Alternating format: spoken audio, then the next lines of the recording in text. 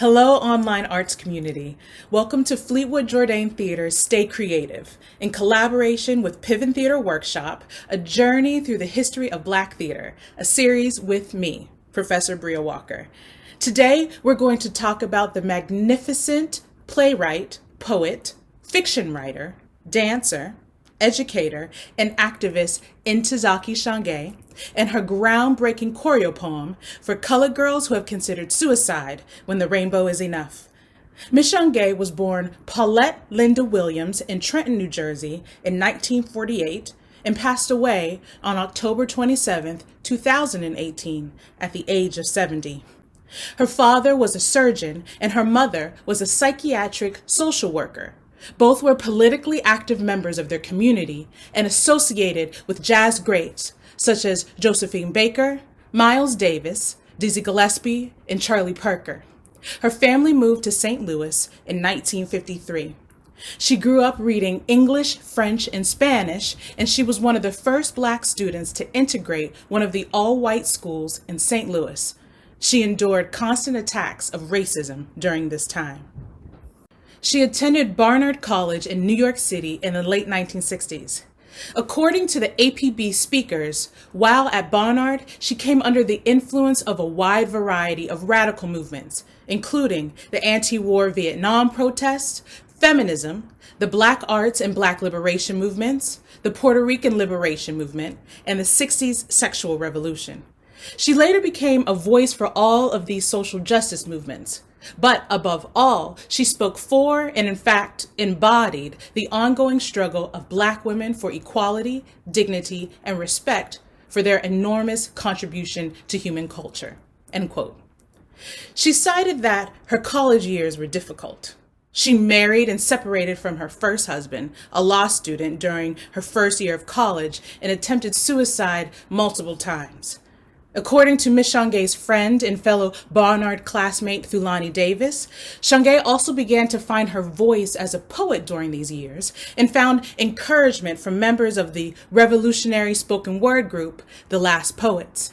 It was also during this time that she began to pen the poems that would soon be the beginnings of For Colored Girls. While in New York City, she became acquainted with the plight of impoverished Black women. The anger she felt as a result of the victimization she witnessed inspired the Bo Willie Brown story that the lady in red tells at the end of the show. She wrote it as she heard a neighbor being beaten by their husband while the husband laughed as he did it. In 1971, while attending graduate school at USC Los Angeles, she began to come to terms with her own sense of self. She also said she wanted to disassociate herself from the history of a culture that championed slavery.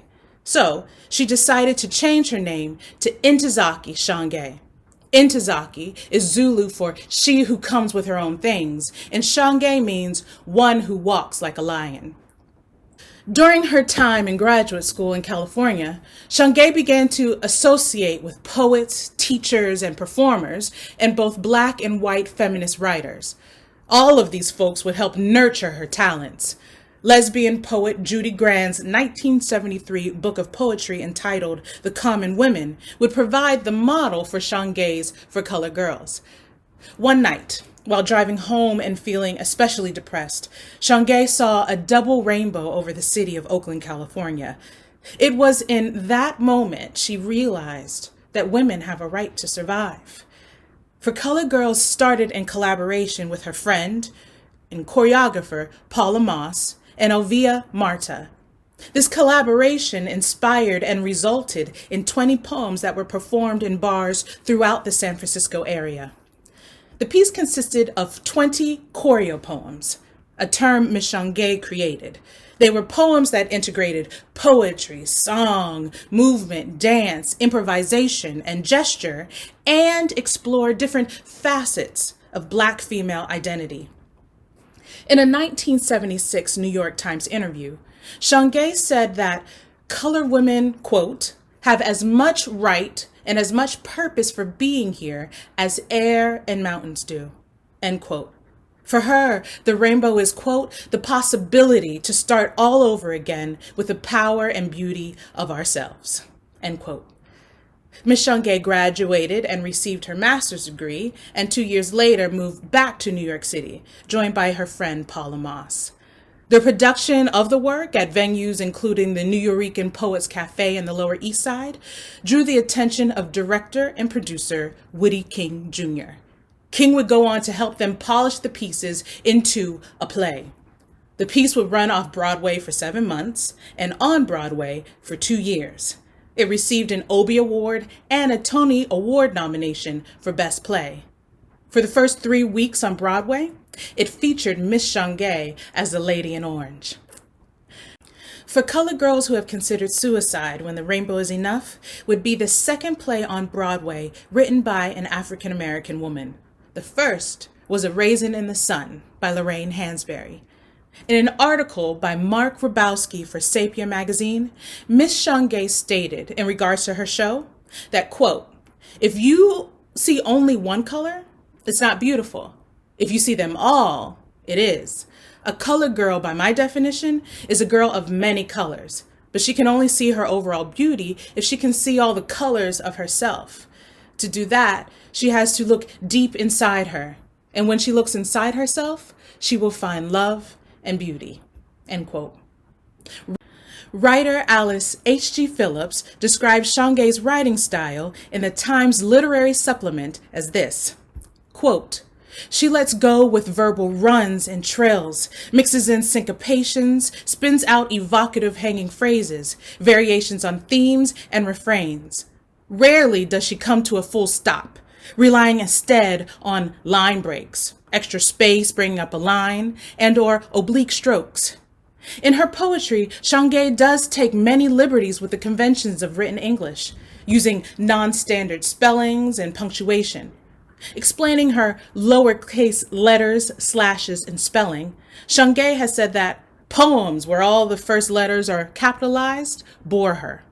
Also, I like the idea that letters dance. I need some visual stimulation so that reading becomes not just a passive act and more than an intellectual activity, but demands rigorous participation. The spellings, she said, reflect language as I hear it. The structure is connected to the music I hear beneath the words," end quote. The choreo poem inspired many artists after her, including the controversial film production by Tyler Perry, for which Miss Shange was extremely critical of. The play and its many interpretations continue to be staged all over the world. In Fleetwood-Jourdain Theater's 2013 production of For Colored Girls, director Tim Rose expanded on the play's themes by adding internationally renowned jazz bass player Marlene Rosenberg to compose music for the play. Each character had their own originally composed song, and the overall play had its own original composed theme composition. Miss Rosenberg played live on stage during each performance. Miss Shange would go on to teach at many universities, receive various awards and honors, and create and write more and more new pieces of literature, from plays such as Spell Number 7 to poetry, essays, children's books, and novels such as Sassafras, Cypress, and Indigo, and Lillian. Fleetwood-Jourdain Theater will be producing Spell Number 7 this summer as part of its summertime season. Miss Shange suffered a series of strokes in 2004 and experienced declining health ever since. In October of 2018, Miss Shange passed away in her sleep. Her daughter, Savannah, had this to say about her mother. She spoke for and in fact embodied the ongoing struggle of Black women and girls to live with dignity and respect in the context of systemic racism, sexism, and oppression. End quote. Miss Shange often said that she sought to build a legacy in which Black culture was memorialized and preserved. I think it's safe to say, Miss Shange, you accomplished your goal. We here at Fleetwood-Jourdain Theater are forever thankful for your words, for your ideas, for your spirit, and for helping us find God in ourselves. Tune in Monday as we turn another page in the history of Black theater.